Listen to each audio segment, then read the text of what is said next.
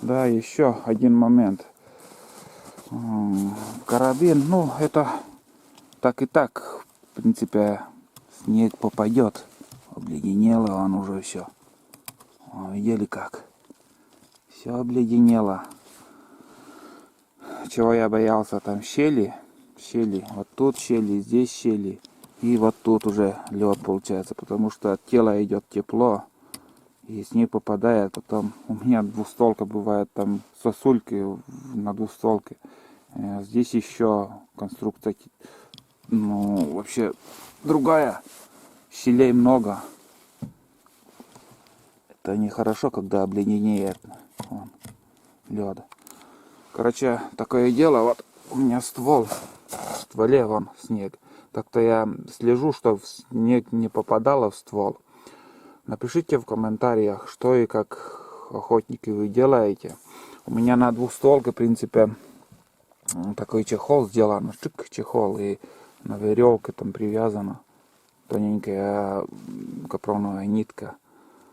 А еще какие варианты, вот, или пеленкой как-то закрыть, потом сюда перемотать, намотать чем-то. Хреново, когда вот набивается снег, ствол попадает. На гладкоствольные оружие обычно еще этот, ну, вот на елках, которые мох висит там, я не знаю как называется. Ну, мох и есть, что потом. Короче, этот мох я беру и в ствол набиваю. А перед выстрелом он торчит, так дернешь, выкинешь и все. А здесь вот, ну завтра, наверное, думаю, пленкой как-то закрою и перемотаю ниткой. А если выстрел будет, то эта пленка не помеха.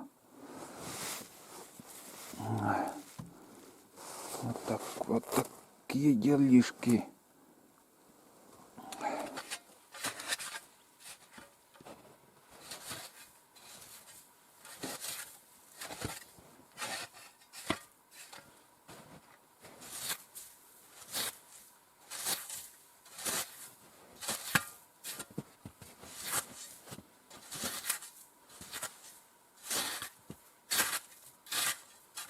Снега мало еще. Мало снега. Но где-то 25 сантиметров в открытой местности.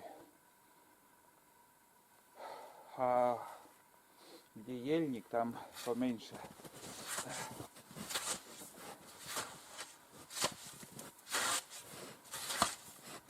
Но где-то метр выпадет, вот где-то вот так. Не глубже. Метр точно будет.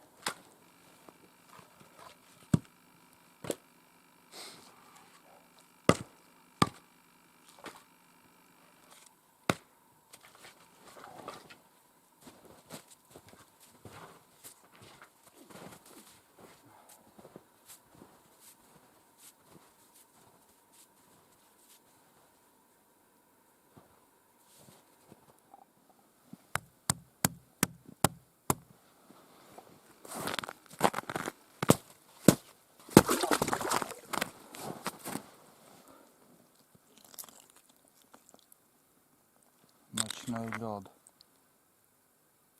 Где-то 2,5 сантиметра.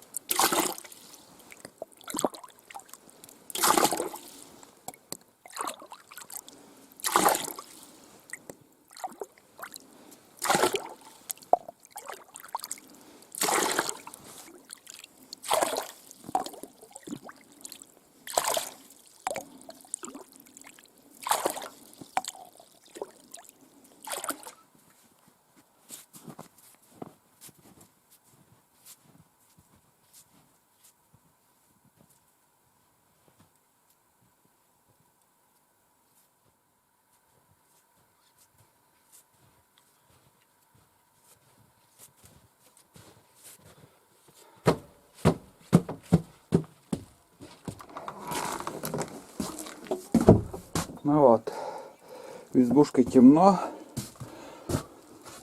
к ночлежке мы готовы. Сейчас еще в амбар надо сходить за макаронами, и все готово. Радио болтает, там, блин, политика эта сраная. Сейчас я бегом в амбар сбегаю, надо посуду помыть и готовиться уже ужин готовить.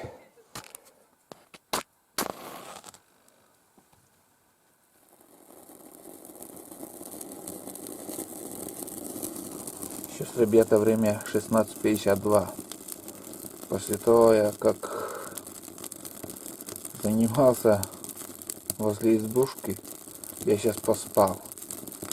Я так устал, у меня все гудит в ногах. Да и колени что-то, я ударился на лед, когда я переходил речку, поднимался горку.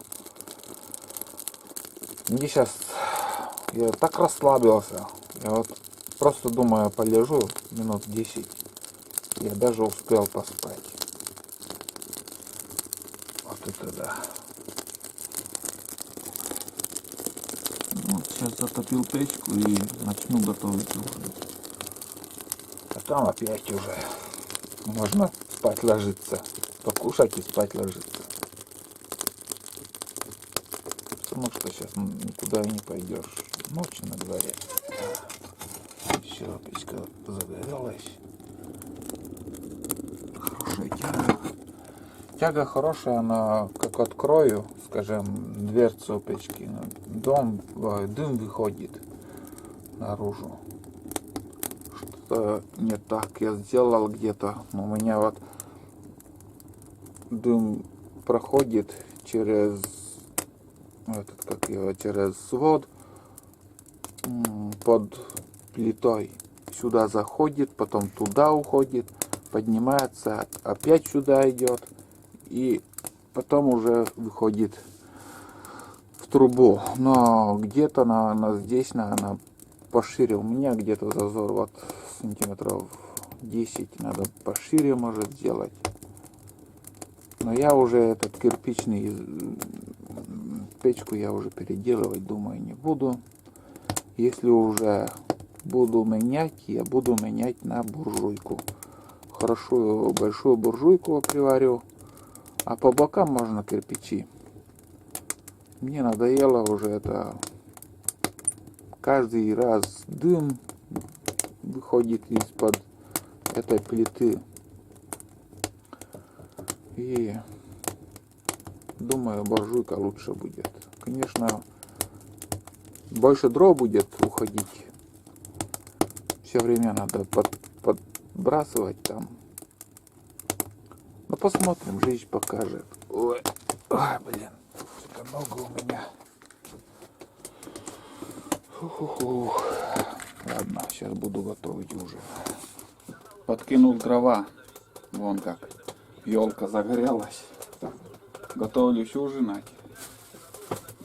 Сварил макароны. О, как хорошо. Сейчас поужинаю и спать. В принципе, 6:20 время. Какой спать? Сейчас я днем, после того, как пришел с похода, поспал. Думаю, сейчас сразу я не уснул. А первая ночь у меня прошла как-то, ну, просыпался,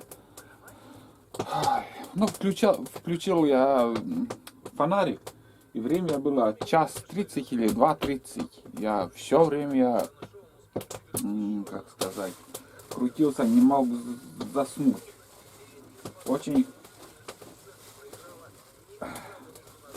тяжелая ночь, в общем, была. Долго не мог заснуть. Но первый день, первая ночь, когда ты в любую избушку придешь, все равно как-то, ну, люди разные. Некоторые в машине на ходу там спят, там пассажиры, и некоторые, ну, я лично чутко сплю, все слышу. Тело отдыхает, а мозг бывает там. Сейчас чайник еще не закипел, сейчас чайник закипит, попью, наверное, кофе попью. Сгущенного молока, конечно, нету, но вот такой макарон, вот такой ужин получился. Картошку я сейчас на себе не таскаю, и вон с водой, как супчик сделал он. Также положил консервы, покупные консервы, вот, говядина. И кубик еще закинул туда для вкуса. Угу. Макарон мягкий. И так вот, как супчик буду кушать. А набухнет макароны, если, скажем, очень плотный будет. Завтра я нагрею на сковороде. Вот так.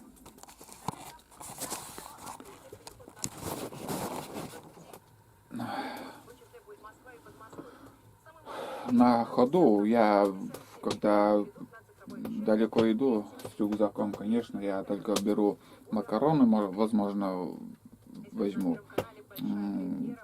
Также крупы, хлеб, сухари, конфеты, песок можно еще. Но ни в коем случае, скажем, картошку, ну, радио маленькое взял.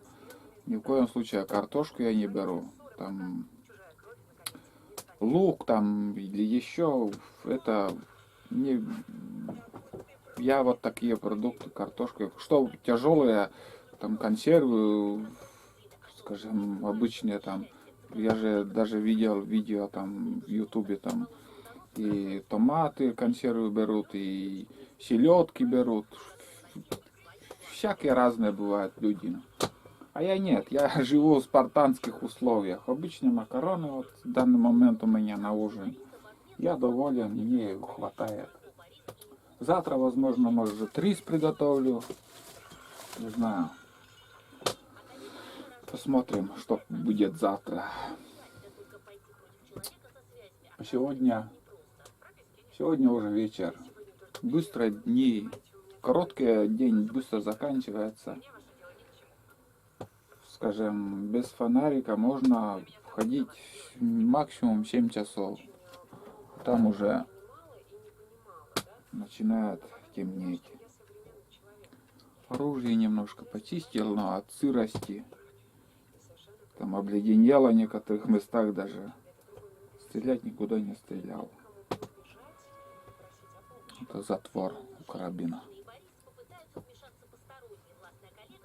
Как-то надо попробовать тоже почистить этот. Как-то разбирается. Я не разбирал еще ни разу.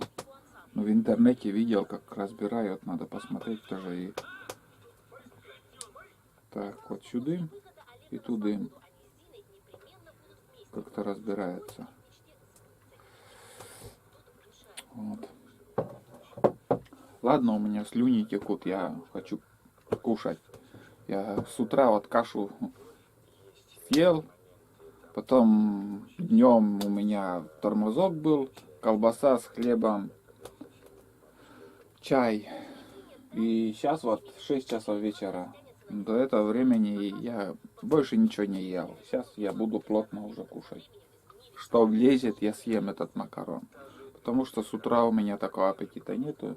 Мне надо сейчас плотно покушать. Плотно покушать. И отдохнуть. Завтра снова в тайгу.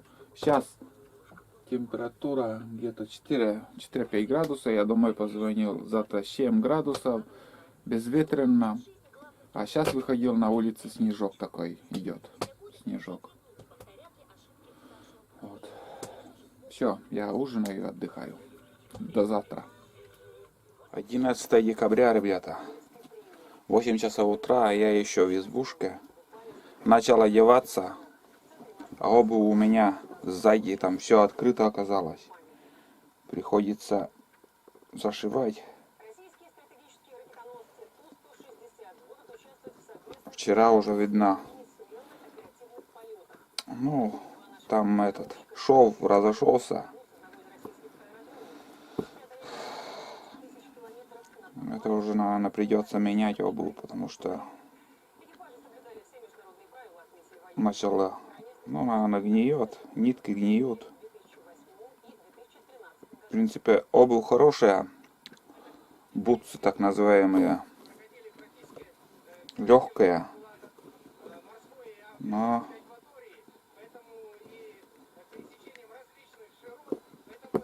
пришел конец, видно ему. По-быстрому сейчас надо сшить это дело и газку. Ну, потеряю я минут 15. Хорошо, что нитки еще есть. В Франции что-то там война идет, бушуется. В новостях говорят.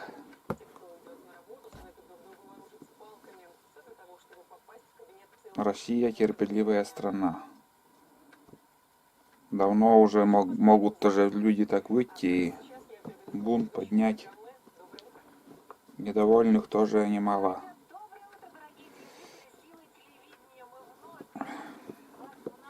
Живут не так легко жизнью некоторых.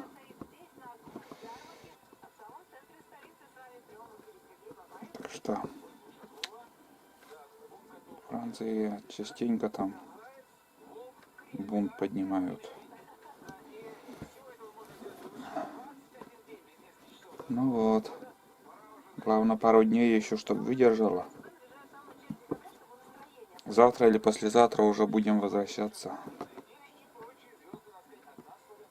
Может быть, даже завтра. Сегодня посмотрим, как день покажет.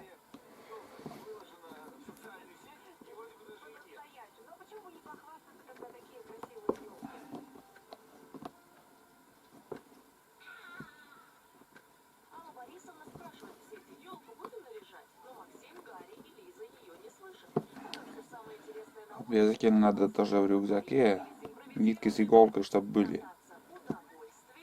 Особенно зимой. Раньше тоже таскал, а сейчас как-то нету с собой.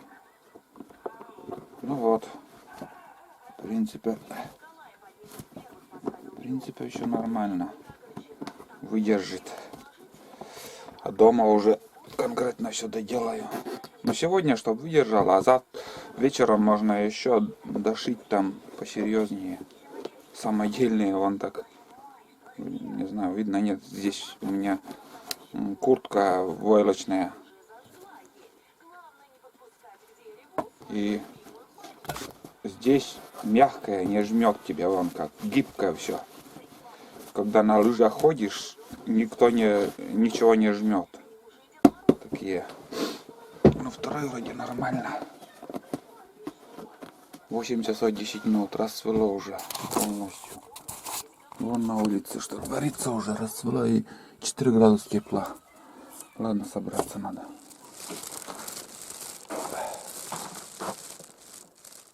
Тишина. Полный штиль сегодня.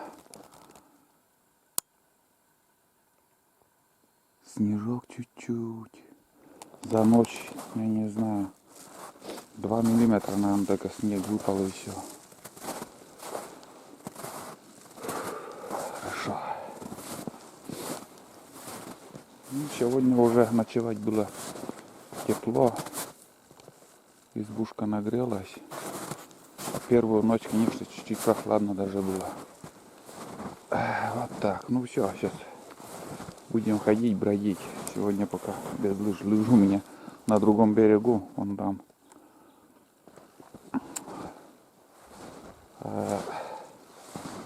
Мы пойдем совсем в другую сторону сегодня, в противоположном направлении.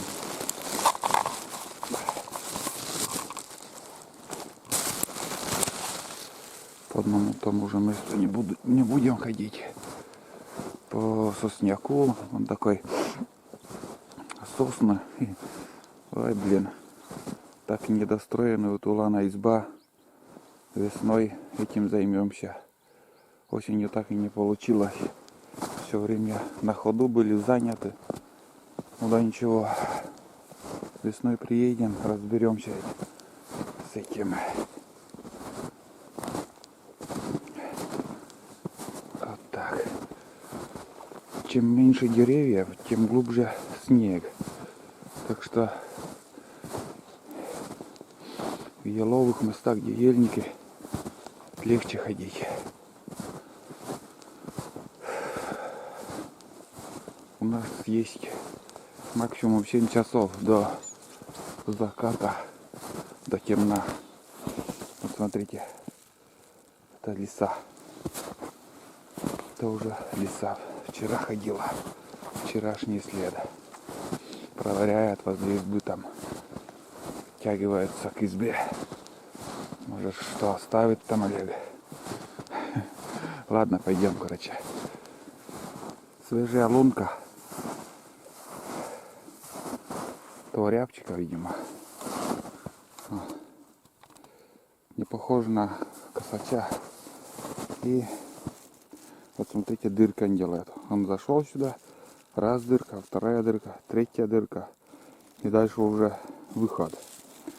Дырки, как мне дед учил, говорил, определяем по этой дырке еще, не знаю, за какое время, но это снегопады еще будут, сильные снегопады. Не знаю, вот в этом месяце или же... Вот это я подзабыл. Точностью он говорил, как определять, сколько снегопада будет. Вот 3 сильных снегопада еще будет.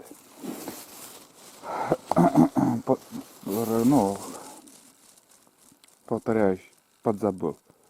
За какое время вот эти снегопады будут, но факт, что будут.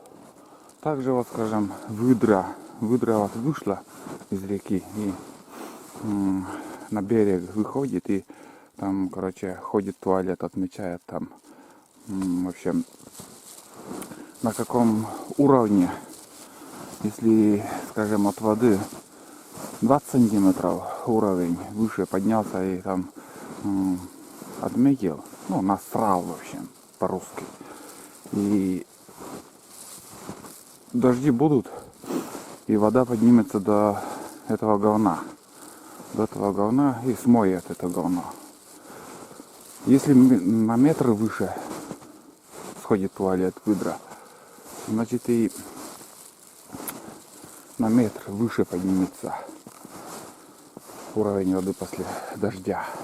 Короче, раньше деды все примечали, запоминали, погоду определяли, какая погода будет через, скажем, 10 дней. Все они знали. А сейчас мы верим только интернету. А молодежь, скажем, вот, ну, и, в принципе, как молодежь, да и мы сейчас тоже, климат поменялся, погода поменялась, там, думаем, завтра морозы ударят, а нет, завтра могут быть дожди. 70 лет, разница очень большая, что было 70 лет назад, и что сейчас творится. До 90-х и то погода совсем другая была.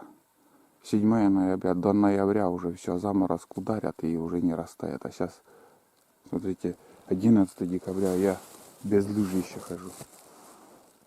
Вот такие дела. Наверное, сильные снегопады будут в феврале, февраль-март. Как начнет там снег, выпадет.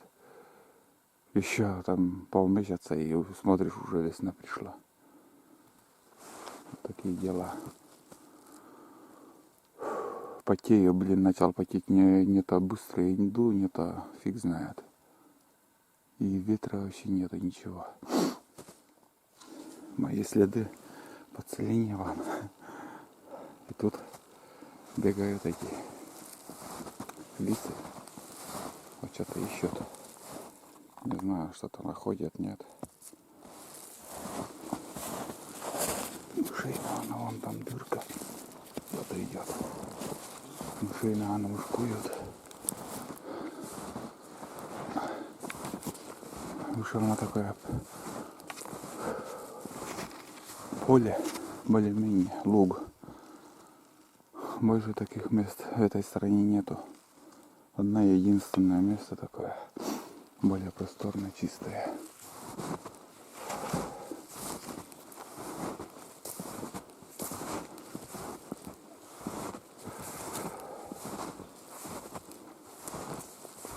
Тишина. Если тут косачей нету, возле реки, значит делать нечего. Десяток иногда бывает сюда выходит, но давно уже не было. Давненько. Охотничья изба, ребята. Я уже не раз показывал.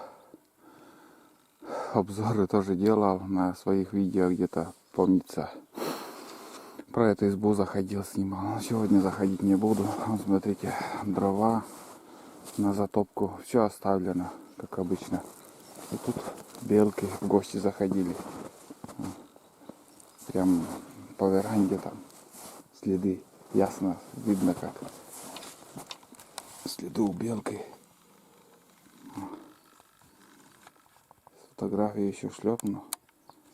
Фотографии можно посмотреть в Одноклассниках на моей странице.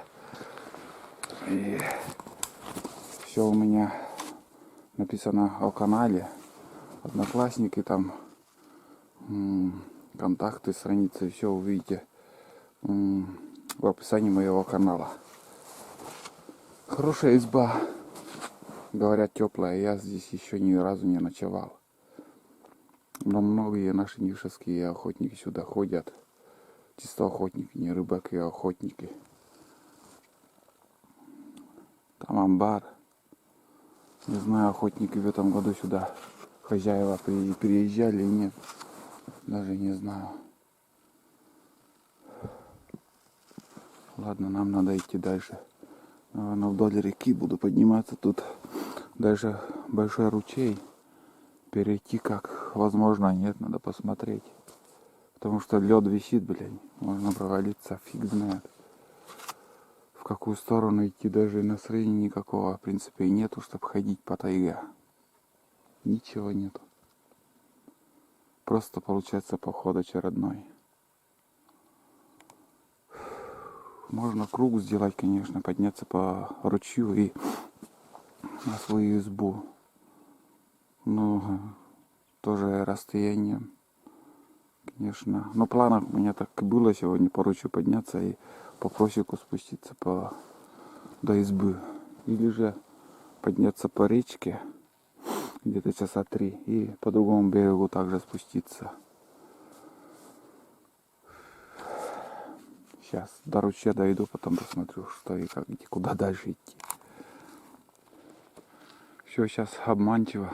Смотрите, открыто там. Это ручей идет.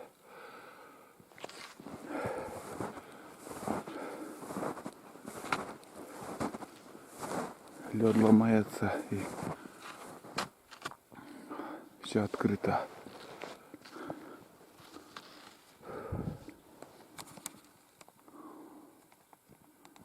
Вот и думаю, куда идти.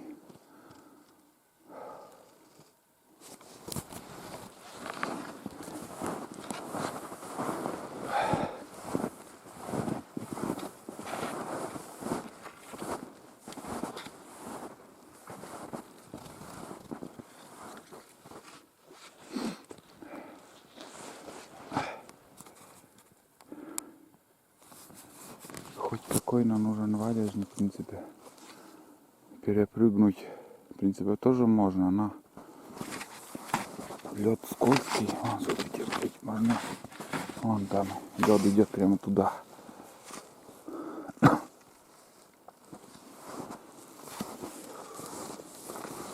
Вот тут норки, выдры водятся. Там им убежище такое, как домик. Лед висит.